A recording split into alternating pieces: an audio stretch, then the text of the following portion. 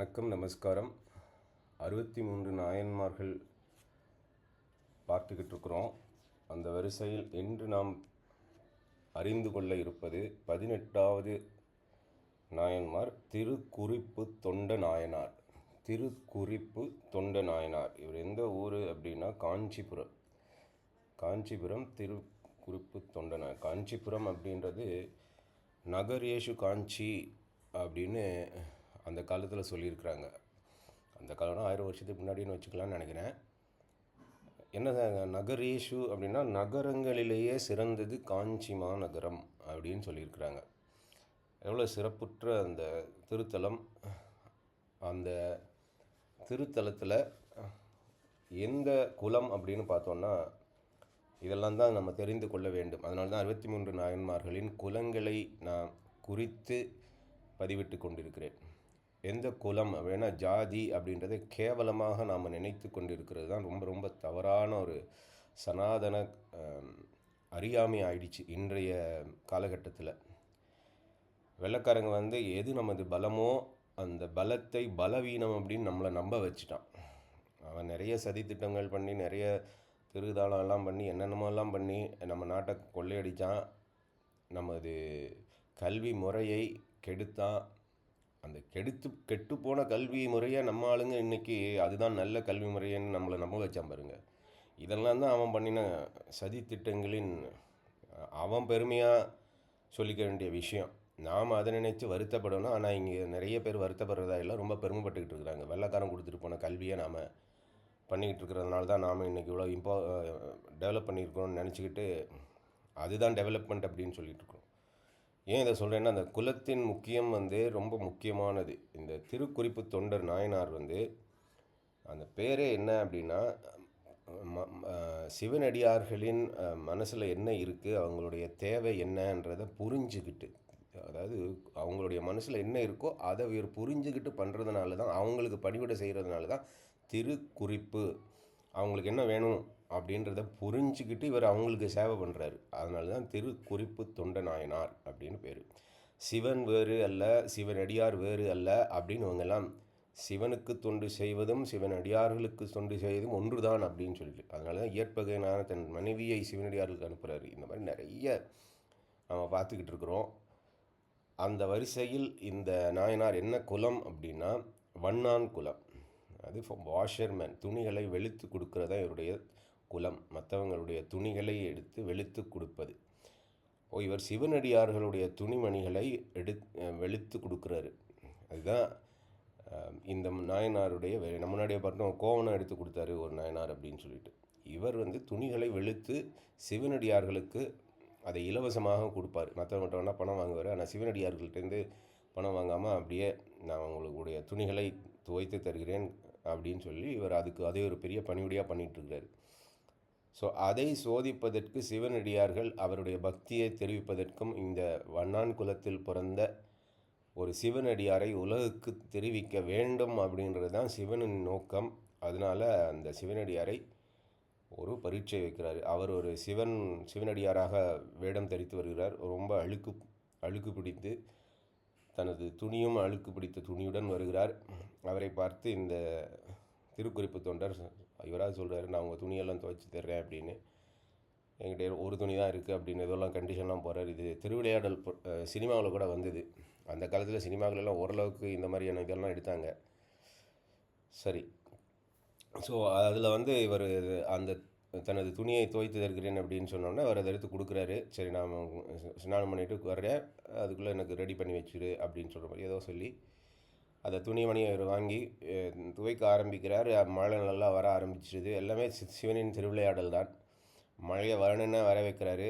இவரால் அதை கொடுக்க முடியாத மாதிரி பண்ணுறாரு. மழை காற்று அந்த துணியை இவரால் கொடுக்க முடியவில்லை. சொன்ன மாதிரி இவர் ரொம்ப மன வருத்தப்படுறாரு. என்னடா, நாம் இவர்கிட்ட சிவனடியார்கிட்டேருந்து இது துணியெல்லாம் துவைத்து தருகிறேன் என்று வாங்கிவிட்டு இப்போது என்னால் துவைத்து தர முடியாத ஒரு சூழ்நிலையில் நான் மாட்டிக்கொண்டேனே. மழை பெய்யுது, காற்றடிக்குது. இப்போது நான் எப்படி இவருக்கு இந்த துணியை உலர்த்தி எல்லாம் என்னால் கொடுக்க முடியும் அப்படின்னு ரொம்ப மன வருத்தப்படுறாரு. அந்த மன வருத்தத்தில் அந்த எந்த கல்லில் அவர் துணியெல்லாம் துவைப்பாரோ அந்த அடித்து உடைத்து தேய்க்கிற அந்த கல்லில் தனது தலையை முட்டி மோதி தன் உயிரை மாய்த்து கொள்ள முயற்சிக்கிறார். அதாவது சிவன் அடியார்களுக்கு தான் கொடுத்த வாக்கையும் தான் செய்ய வேண்டிய தனது கடமையையும் செய்ய தவறிவிட்டேன் அப்படின்ற மன உளைச்சலில் வருத்தத்தில் சிவனை நினைந்து தனது உயிரை மாய்த்து கொள்ள முயற்சிக்கிறார். அப்போது சிவன் அந்த கல்லிலிருந்து கை வருது. அறிவட்டாய நாயனாருக்கு நம்ம பார்த்தோம், அந்த வயல்வெளியிலிருந்து வெடிப்பிலிருந்து கை வெளியே வந்தது அப்படின்னு அவர் தனது கழுத்தை அறுக்கும் போது சிவனுக்கு உரிய பிரசாதத்தை தன்னால் கொடுக்க முடியாமல் எல்லாம் கீழே சிந்திவிட்டது அப்படின்ற அந்த வருத்தத்தில் தன் கழுத்தை அறுக்க அறிவட்டாய நாயனார் முயற்சித்தார் அப்படின்னு பார்த்தோம். அதே மாதிரி இந்த திருக்குறிப்பு தொண்ட நாயனார் தனது பணியை அடியாருக்கு பண்ண முடியலையே அப்படின்ற வருத்தத்தில் தனது உயிரை மாய்த்து கொள்ள கல்லில் தன் தலையை அடிக்க போகிறாரு. அப்போது அந்த கல்லிலிருந்தே சிவனின் கை வந்து தடுத்து அவரை ஆட்கொள்கிறது. இதுதான் இந்த சிவனடியார்களின் வாழ்க்கை வரலாறு. இது ரொம்ப முக்கியமானது. சொல்ல வர விஷயம் என்ன அப்படின்னா, நமது சனாதனத்தில் எல்லாம் 63 நாயன்மார்கள் வாழ்க்கை வரலாறு எடுத்து படித்தோம்னா எந்தெந்த விதமோ ஜாதியில் இருந்தெல்லாம் இறைநிலை சிவநிலை அடைந்திருக்கிறார்கள். அதனால் எந்த ஜாதியுமே கேவலமான ஜாதி கிடையாது. நாம் செய்கிற தொழில் என்ன எதுக்கு அப்படின்றத ஆதிசங்கரர் தெளிவாகவும் பகவத்கீதையில் தெளிவாகவும் சொல்லியிருக்கிறாங்க. வெள்ளைக்காரன் வந்து வேலை அப்படின்னா பணத்துக்காக வேலை அப்படின்னு நமக்கு கற்றுக் கொடுத்துட்டான். அதனால தான் இன்றைக்கி இந்த குழப்பம் எல்லாமே வந்துட்டுருச்சு. நான் ஏன் டாக்டர் ஆகக்கூடாது, நான் ஏன் இன்ஜினியர் ஆகக்கூடாது? ஏன்னா டாக்டரும் இன்ஜினியரும் தான் வெள்ளைக்காரன் படிப்பு மூலமாக நிறைய சம்பாதிச்சாங்க அப்படின்ற ஒரு சிந்தனையின் மூலம் அந்த காரணத்துக்காக என் பையன் ஏன் டாக்டர் ஆகக்கூடாது, என் பையன் ஏன் இன்ஜினியர் ஆகக்கூடாது, நான் எப்போதுமே இதுதான் துணியை துவைச்சிக்கிட்டே தான் இருக்கணுமா அப்படின்ற ஒரு சிந்தனை. ஏன்னா பணம் வருதில்ல அதில் அதிகமாக, அப்போ நான் ஏன் சம்பாதிக்கக்கூடாது? வெள்ளைக்காரன் வேறு அதை இந்த இந்த ஜாதி முறைகளெல்லாம் இல்லாமல் இருக்கணும் அப்படின்றது அவனுடைய நோக்கம். ஜாதி இருந்ததுன்னா சனாதனத்தை ஒன்றும் பண்ண முடியாதுன்றது அவனுக்கு தெரியும். அப்போ இந்த ஜாதியை எப்படியெல்லாம் ஒழிச்சு கட்ட முடியுமோ அப்படியெல்லாம் ஒழிச்சு கட்டுறதுக்கு அவன் இந்த மாதிரியான வேலைகளை கொடுத்து யார் வேணாலும் எந்த வேலை வேணாலும் பண்ணலாம் அப்படிலாம் சொல்லி ஜாதியை வந்து சீர்குலைக்க பண்ணுவதற்கான திட்டங்களை நல்லா உசுப்பேற்றி விட்டான். அதில் நாம் விழுந்து விட்டோம்.